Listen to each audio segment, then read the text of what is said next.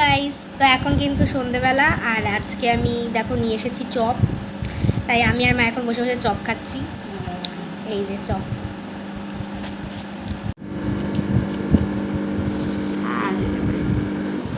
ঝালটা ছিল না। আমার মা বলছে এই চপটা আমার, এই চপটা তোমার।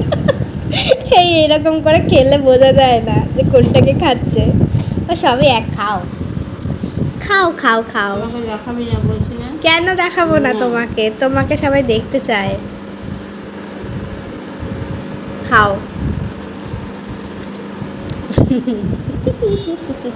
এ নাও। এই এটা আমার, এইটা তোমার। আমরা এখনো বাচ্চাদের মতো এটা আমার এটা তোমার করে যাই। তো চলো এখন মুড়িটা খাই। ভিডিওটা ভালো লাগলে লাইক করে দিও।